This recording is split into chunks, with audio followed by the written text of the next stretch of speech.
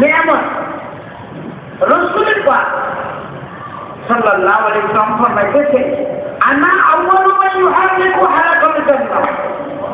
অনেক কিছু আছে। আনা আউয়ালু মান তুনশাকু আনহুল আরদু ইয়াওমাল কিয়ামাহ। কিয়ামতের ময়দানে সর্বপ্রথম জমিন দুঃখীর হয়ে জমিন পানি দেব অকলার আগে আল্লাহর পয়গম্বর উঠিলেন। আল্লাহ নবী বলেছেন যে আমার ডান দিকে আমার পাশে আমার আবু বকর থাকবে, আমার বাম দিকে আমার ওপর থাকবে, দুই জনের দুই খান্ডে আমার দুই হাত থাকবে। আমরা তিনজন একসাথে উঠবো। আল্লাহু আকবার। আমার পরে সর্বপ্রথম দুই নম্বর সিরিয়াল আসবে আমার মেয়ের বিভাগ। সোমবার দিন আপনি কেমন সেরিয়া হুজুর বলেন আমাকে আমাকে পড়ানো হবে। হুল্লার একজনকে বলে, একটিকে হুল্লা বলা হয় না। এক জোড়া আল্লাহরও রামকের টেলারিং সব থেকে রেডিমেড সুন্দর আনৌখি অত্যাধুনিক অতি সুন্দর আমার জন্য যে পোশাক তৈরি ওইটা আমাকে পরানো। আমার মাথায় সবুজ রঙের পাগড়ি, আমামাতুল খাজরা, আল আমামাতুল খাজরা, মাথায় পাগড়ি হবে, ইউনিফর্ম করা হবে।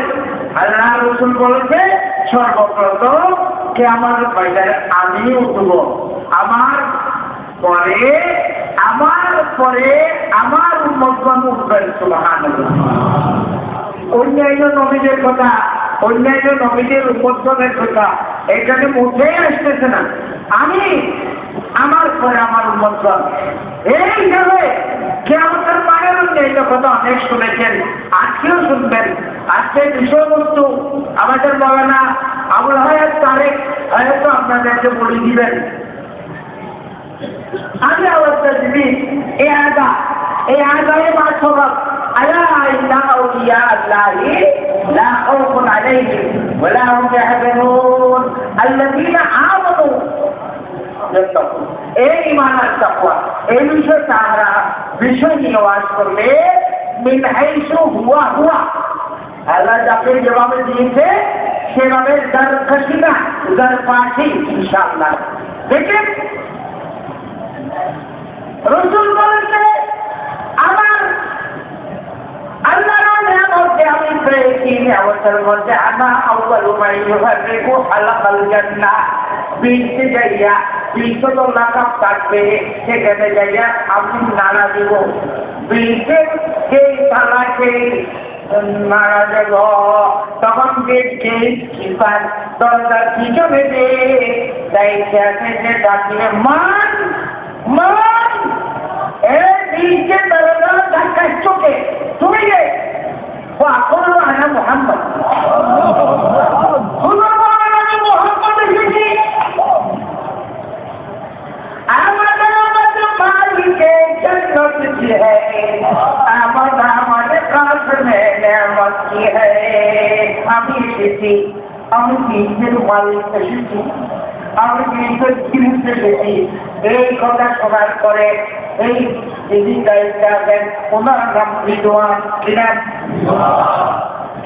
দাঁড়িয়ে যাবে এবং ঘুরিয়া দেবে, বলবে হুজুর আমি এই প্রথম দাঁড়াইলাম আপনার জন্য, বাকি আর কারোর জন্য দাঁড়াইব না।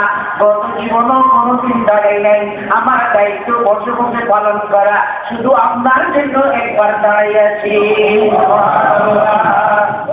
আল্লাহর নবী বলেছেন ওয়ামাই ফুকারাউল মুমিনিন ওয়ালা ফাকরা। আমি রাসূল বৃষ্টি যাব, আমার সাথে আমার জান্নাত যাবে।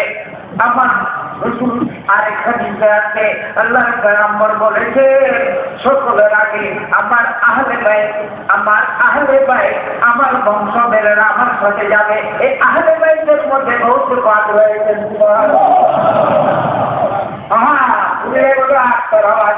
একদিন আসরের পরে আমাকে বললেন হুজুর যা শুধু